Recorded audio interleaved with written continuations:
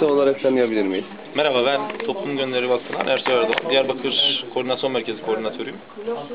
Çağlar Karakışmen, ben de Ankara Koordinasyon Merkezi Koordinatörüyüm. Biz Toplum Gönülleri olarak gönüllü bir şekilde ayın 24'ünden beri buradayız. Yani aslında depremin üçüncü gününden beri buradayız.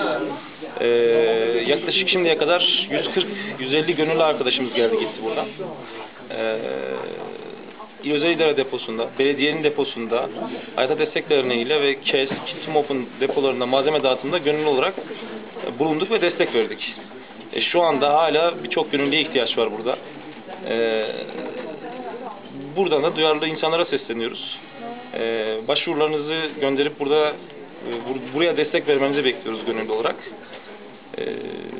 Çünkü yani biz 24'ünden beri buradayız. Sürekli kalamayacağımızdan dolayı bunun bir değişime ihtiyacı var, rotasyona ihtiyaç var. Lütfen duyarlısınız ama bu duyarlılığı bence bir 2 katına, 3 katına çıkarmak lazım. Hepinizi buraya bekliyoruz. Çok teşekkürler.